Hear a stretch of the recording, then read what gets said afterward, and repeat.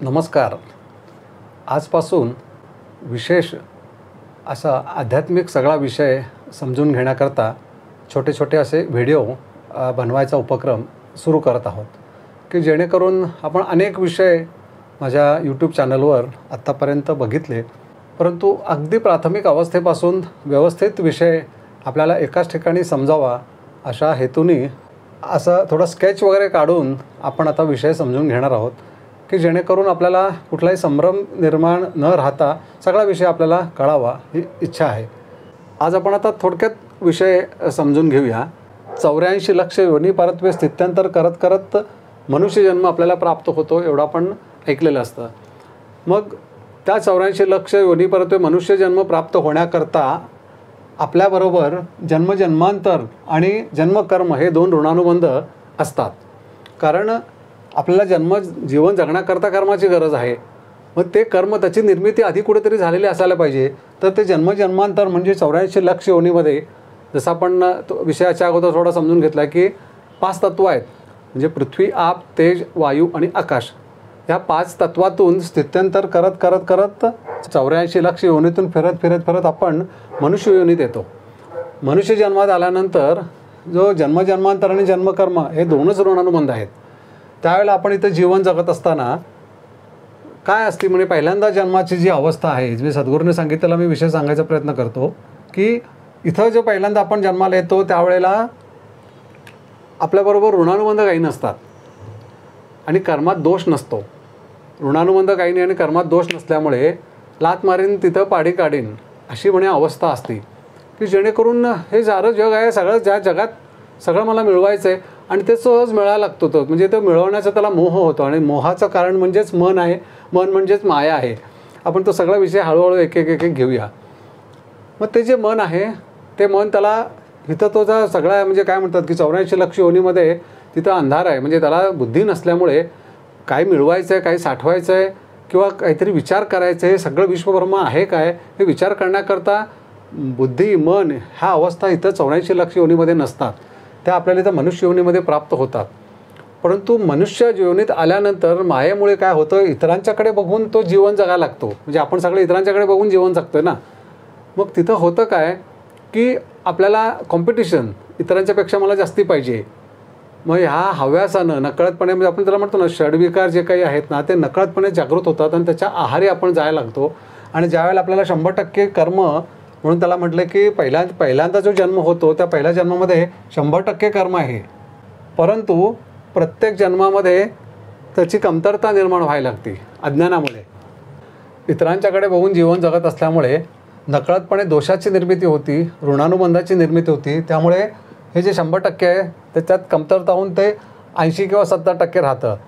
आणि इथून तो गेल्यानंतर जी जन्माला येण्याअगोदर म्हणजे आजचा जन्म असा आपण जर का विचारात घ्यायचं ठरवलं तर जन्माला येण्याअगोदर अवस्था आत्मा अधिक कर्म, ह्या कर्मामध्ये सगळे ऋणानुबंध आणि सगळी कमतरता आहे. त्यामुळे त्याला ज्या वेळेला जाणीव होती जीवात्म्याला की आपल्याला अरे आपण तरी आत्मा म्हणजे परमात्म्याचाच अंश आहे, तर आपल्याला ह्या सगळ्या कर्मातून मुक्त होऊन मूळ अवस्थेशी एकरूप व्हायचं आहे. मग मूळ अवस्थेशी एकरूप होण्याकरता त्याला जन्माला येणं भाग आहे. कारण तो सृष्टीचा नियम आहे. त्याला देह प्राप्त करावा लागतो. पंचतत्वात्मक स्थूल देह, 3 गुण आहेत त्याच्यामध्ये, रज, तम आणि सत्व. हे सगळं त्याला प्राप्त करून ह्या सगळ्या ऋणातून कर्मातून मुक्त होऊन कर्मशून्य ऋणमुक्त असं झाल्याखेरीज मूळ अवस्था जी आत्मा म्हणून आहे, ज्याला आपण ब्रह्म म्हटलेलं आहे, त्याच्याशी तो एकरूप होऊ शकत नाही. म्हणजे इथं 84 लक्ष योनीतून तो इथं आला, इथलं सगळं जीवन बघितलं, इथं त्याला ज्ञान नाही आहे, इथं त्याला बुद्धी हे माध्यम नाही आहे, मन हे माध्यम नाही आहे. जरी असलं तरी अतिशय अल्प प्रमाणात असतं, परंतु इथं आल्यानंतर जगाचं ज्ञान करून घेण्याचं सामर्थ्य असलेली बुद्धी, मन आणि विचार स्वातंत्र्य ह्या सगळ्या गोष्टी मिळाल्यामुळे तो जगात एकमेकांच्याकडे बघून जीवन जगतो. कारण ह्याच्यामध्ये जगाची निर्मिती कुणी केली ही त्याला मायेमुळे कळत नाही आणि त्यामुळे तो इतरांच्याकडे बघून जीवन जगायला लागतो. आणि त्यामुळे होतं काय की हे 100% जे काही कर्म तो जो घेऊन आला असतो 84 लक्ष योनी परत्वे, त्याच्यात कमतरता निर्माण होती. आणि त्याचा ज्यावेळेला मृत्यू होतो त्यावेळेला त्याच्याभोवती कर्मवलय हे निर्माण होतं. मग तो जो जीवात्मा आहे त्याला जाणीव होते की अरे आपण तरी परमात्म्याचे अंश आहोत, आपल्याला तर परमात्म्याशी एकरूप व्हायचं आहे, परंतु हे काय आहे भोवती, तर ते आहे कर्मवलय. त्या कर्मवलयामध्ये सगळे ऋणानुबंध आहेत. मग ते ऋणानुबंध त्याच्यातून आता मुक्त म्हणजे कर्ममुक्त आणि ऋणमुक्त झाल्याखेरीज मूळ अवस्था जी आहे ना त्याच्याशी एकरूप होता येणार नाही हे त्याला कळतं. मग त्याला पुन्हा जन्माला येऊन त्या सगळ्यातून मुक्त होणं हे क्रमप्राप्त होतं. म्हणजे त्याला येऊनच त्याच्यातून मुक्तता करून घ्यायची त्याला जाणीव होती. आणि ती त्याला जाणीव कोण देतं? हे जे विश्वब्रह्म देतं.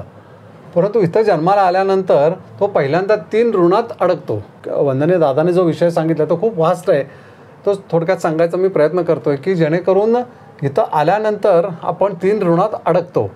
पहिला ऋणानुबंध आहे मातृपितृ. म्हणजे आपण जन्माला येण्याकरता आईवडिलांची गरज आहे. आईवडिलांच्या शिवाय आपला जन्म होऊ शकत नाही. म्हणून त्या ऋणात म्हणजे जन्माला आल्यानंतर इथं आहे, इथं जे वलय आहे कर्मवलय, इथं आल्यानंतर मातृपितृ एक वलय त्याच्याभोवती निर्माण होतं त्यांच्या ऋणाचं. त्या ऋणामध्ये गतजन्मातला मातृपितृ ऋणानुबंध जो काही कमी अधिक असेल ते सगळे विषय त्याच्यामध्ये धारण होतात. त्याच्यानंतर आहे इतरेजन म्हणजे आईचा भाऊ, वडिलांची बहीण म्हणजे मावशी, काका, आत्या आणि आपण जन्माला येण्या अगोदर आलेली आपली भावंड, तो सगळा इतरेजन म्हणून ऋणानुबंध त्याचं एक वलय निर्माण होतं म्हणजे धारण होतं. आणि तिसरं आहे देवादिक. तर देवादिकांचं वलय म्हणजे काय? तर आपण कुठल्या तरी वंशात आपल्याला जन्माला यावं लागतं. आपला कुठल्या तरी वंशातच जन्म होतो. म्हणजे आपल्या आईवडील ज्या वंशातले असतील त्या वंशात आपला जन्म होतो. म्हणजे त्या वंशातल्या देवदेवता म्हणजे कुलदेवदेवता त्यांचा एक हितसंबंध ऋणानुबंध म्हणून निर्माण होतो. म्हणजे हे सगळे हे 3 आगतिक ऋणानुबंधाची वलय असं वंदनीय दादाने सांगितलं आहे. खूप समजून घेण्यासारखं आहे हे की जेणेकरून इथं जीवात्म्याला जाणीव ज्या वेळेला होती की कर्ममुक्त झाल्याखेरीज पुढली अवस्था प्राप्त होणार नाही, परंतु जन्माला आल्यानंतर हे आगतिक 3 ऋणानुबंध देहप्राप्तीनंतर मिळतात आणि इथं आल्यानंतर सगळ्या गोष्टीचा विसर पडतो. म्हणून आपण म्हणतो आपल्याला गतजन्म काही आठवत नाही आणि प्राप्त जन्मामध्ये वंशावळ आपल्या ठिकाणी ॲक्टिव्ह असते. कारण कुठला तरी वंश घेऊन आपण जन्माला येतो, कुठल्या तरी वंशात जन्माला आल्यामुळे त्या वंशातल्या 7 पिढ्यांना आपण नकळतपणे इथं कनेक्ट होतो आणि त्यामुळे कर्ममुक्त होण्याकरता जन्म आहे हेच विसरून जातो आणि जे काही प्राप्त परिस्थिती आहे ती मान्य करत नाही आपण. कारण देहाला कळत नाही की कोण जन्माला आलं आहे. खरं म्हणजे आपण जन्माला आलो म्हणजे आपलं खरं स्वरूप जीवात्मा आहे म्हणजे आपला सूक्ष्म देह. परंतु स्थूल देहाला कळत नसल्यामुळे ज्या काही जीवनात घटना घडतात त्या स्थूल देहाला मान्य होत नाहीत. तो स्थूल देह म्हणतो नाही मला हे नाही चालणार, मला ते नाही चालणार. मग अशा परिस्थितीमध्ये ह्या सगळ्या ऋणातून मुक्त व्हायचं आहे हे त्याला गुरुभेट होईस तोपर्यंत कळत नाही असं सांगितलं आहे. म्हणजे थोडक्यात आपण ज्यावेळेला जसं आता आध्यात्मिक विषय आपण समजून घेतो याच्या मागं फक्त सद्गुरू कृपा आहे की जेणेकरून त्यांना हा विषय सांगायचा आहे की हे आपल्याला सगळ्यातून मुक्त व्हायचं आहे, त्याशिवाय मूळ अवस्थेशी आपल्याला एकरूप होताच येणार नाही आहे. मग किती म्हणजे महत्त्वाचा विषय आहे असं आपल्या लक्षात येईल की मूळ अवस्था आहे जीवात्मा. म्हणजे आपल्या आंतरिक अवस्थेमध्ये जसं मृत्यू झाल्यानंतर जो बाहेर पडतो तो जीवात्मा पडतो. तर जीवात्मा म्हणजे आपला सूक्ष्म देह की ज्याच्यामध्ये म्हणजे त्याच्याबरोबर हे सगळे विषय आहेत. त्या ऋणातून त्याला मुक्त व्हायचं आहे, कर्ममुक्त व्हायचं आहे, ऋणमुक्त व्हायचं आहे, तर त्याला मुक्त अवस्था ज्याला आपण मुक्ती मोक्ष म्हणतो तो प्राप्त होणार आहे. परंतु इथं आल्यानंतर सगळ्याचा विसर पडतो आणि ह्या ऋणानुबंधातल्या हितसंबंधात गतजन्मातले जे ऋणानुबंध आहेत ते सगळे इथे ॲक्टिव्ह होतात आणि त्याप्रमाणे जीवन जगावं लागतं.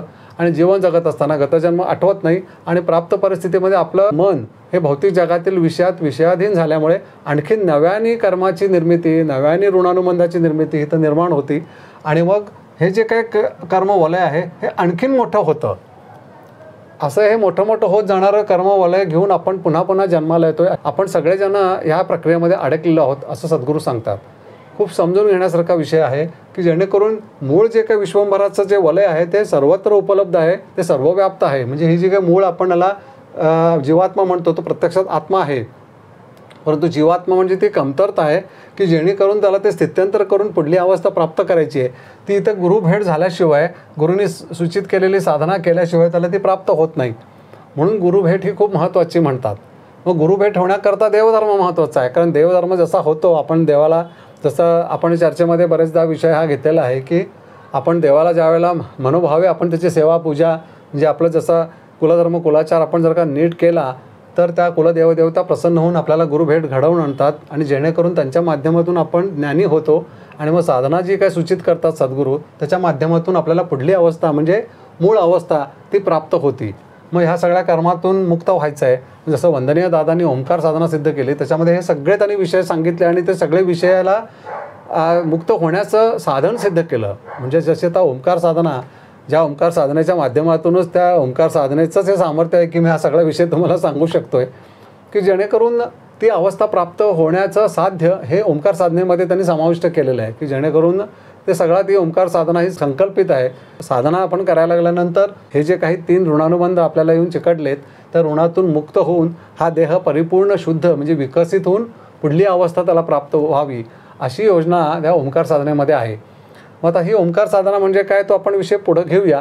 परंतु मूळ विषय आपल्या तर लक्षात आला असेल की जो जीवात्मा आहे, जो मूळ आत्माच आहे, परंतु 84 लक्ष योनी परत्वे स्थित्यंतर करत मनुष्य योनीत येऊन त्याला आत्मा अवस्था प्राप्त करून मूळ परब्रह्म जी अवस्था आहे ती अवस्था त्याला प्राप्त करायची आहे. म्हणून तो इथं ज्यावेळेला मनुष्य योनीत येतो त्यावेळेला तो जीवात्मा असतो आणि तो ज्यावेळेला आत्मा होतो म्हणजे त्याला परिपूर्ण ज्ञान होतं आणि त्याला पुढली अवस्था प्राप्त होती. ती पुढली अवस्था म्हणजेच परमात्मा. त्या अवस्थेशी नकळतपणे तो जो जीवात्मा आहे तो आत्मा ह्या अवस्थेमध्ये स्थित्यंतर करून घेतो आणि मूळ अवस्थेशी एकरूप होतो. एकरूप झाल्यावर खेळ संपतो. एवढंच आहे. म्हणजे जे असं इथून 84 लक्ष योनीतून येणं, मनुष्य योनीत येणं, सारी सृष्टी बघणं, त्याचा अनुभव घेणं, बघण्याकरताचं माध्यम आपल्याला देह म्हणून मिळालेलं आहे. त्या माध्यमातून या सृष्टीचा जगाचा अनुभव घ्यायचा आणि मग ज्ञान करून घ्यायचं सद्गुरूंच्याकडून आणि मूळ अवस्थेशी एकरूप व्हायचं, असा हा सगळा खेळ आहे. परंतु आपण जीवन जगत असताना आपण हा विषय सोडून बाकी सगळ्या विषयाला जवळ केलेला असल्यामुळे हा विषय नकळतपणे लांब राहतो. त्यामुळे जे काही विषय जवळ केलेले आहेत त्याच विषयामध्ये पुन्हा तेच विषय घेऊन जन्माला येणं या प्रक्रियेमध्ये आपण अडकत असतो. तर आता आपण जसा आजचा भाग घेतला तसा आपण आणखीन पुढं हे भाग घेत जाऊया आणि बारीक बारीक सगळे विषय आपण आता समजून घेऊया. आणि तुम्हाला काही ह्याच्यात समजून घेण्यात काही कमतरता वाटली, काही विश्लेषणामध्ये काही कमी अधिक वाटलं तरी तुम्ही मला सांगा, की जेणेकरून आपण तो व्यवस्थित समजतोपर्यंत नीट समजून घेऊन हळूहळू आपण पुढे जाऊया. नमस्कार, धन्यवाद.